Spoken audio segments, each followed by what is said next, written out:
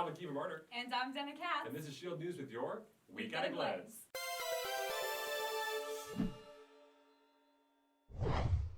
Last week was President Joel's final Wolf Campus Town Hall meeting. Make sure to check out our recap video in the link below. This Wednesday, the National Roller Hockey Tournament kicks off. YU's scrappy underdog team has been making waves in the community. Binyamin sat down to speak with team co-founders Amir Gavarin and Avi Margulies to hear about their experience on the team. Thanks, Dana. I'm here with the two co-founders of the Yeshiva University roller hockey team, Amir Gavarin and Avi Margulies. Guys, I'll direct this one to you, Mr. Gavarin. What will be the key to success for you guys to win the upcoming National Collegiate Tournament? I think the key to success is just kind of, playing how we've been playing the whole year. We play like a pretty gritty style. A lot of times we're not the biggest team out there, not always the most talented, but we kind of just make up for it by getting to the corners, working hard, getting to those like kind of dirty areas, those garbage goals. So I think for us to kind of, go far and hopefully win, we kind of just got to stay true to our identity and stay true to our game. For sure. And Mr. Margulies, I'll direct this question to you. Do you guys feel any added pressure playing for Yeshiva University, a Jewish college? Do you have to feel like you play a certain way or act a certain way because you have YU on your jersey? Well, there's actually a little bit of an added twist. You don't realize that's a loaded question, that some of the other schools, they look at the way we play, like Amir mentioned, that we don't really play a conventional style. They call it yeshiva hockey, the way we play, and other schools have noted it. So there is a little bit, that we feel that we have to represent the way we play, not just for YU, but for ourselves as well. And this will be the last question. I'd love for you guys both to share some insight on this one. The New York Times wrote an article about your team, definitely adding a little more fame, a little more spotlight to you guys. How has that added pressure affected your team? How has the fame and having your names down on campus? You guys aren't just some club team. Now you guys have a national spotlight. How has that affected the team overall? A goal of this season was to create recognition for us, and not just for this year's team, but for all future years.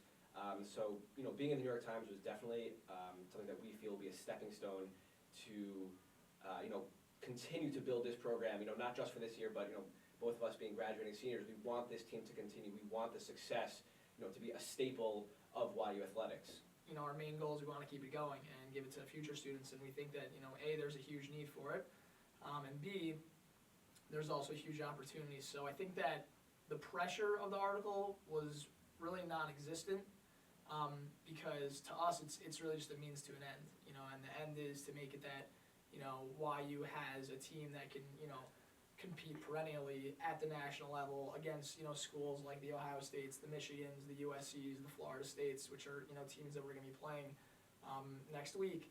So I don't think the pressure was really there so much as it was almost like confirmation that we have to keep going and keep contributing and don't look back.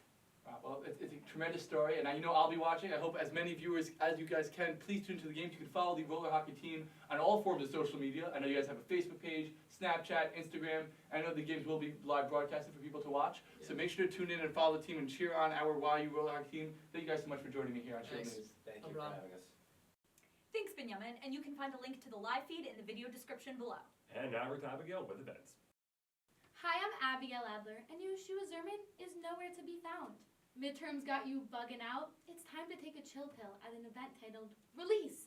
Acupressure and Meditation. Acupressure and meditation specialist Leah Gantz will be coming to teach us about meditating and acupressure. Apparently, applying pressure on specific points of our hands can help us de-stress. So take a deep breath, get into lotus position, and relax. The event takes place at 245 Lexington, room 101 at 7:30 p.m. On Tuesday and Wednesday, it's the last blood drive of the semester. So if you haven't donated yet, now is your chance. Make sure to drink up lots of water and build up those iron levels. The blood drive takes place in Weisper Commons from 12 to 6 p.m. After the blood drive on Wednesday, you can head over to an event titled Scientific Objectivity Reexamined, hosted by the Undergraduate Student Research Presentation Society and the Medical Ethics Society. Science is dead, and we have killed it. In this event, we will hear Dr. Martin Pickard, a researcher on mitochondrial signaling and aging of Columbia University. Dr. Pickard will guide us through a workshop in which we attempt to address some of these systematic issues through group creativity and project-based learning techniques. The event begins in the Sky Cafe at 8 p.m. Well, that's all the events we have for you today. For more events, make sure to head to yu.edu/events. And now over to Binyamin with sports. Hi, I'm Binyamin Zerman here at the Shield News Weekly Max Live Sports segment. The Yeshiva University's men's baseball team has continued to struggle as they have fallen to 0-9. Most recently, they lost 17-0 and 18-7 to the college at Old Westbury, and 12-0 and 20-0 to St. Joseph College of Long Island as they continued Skyline play. They are now 0-6 in the Skyline Conference.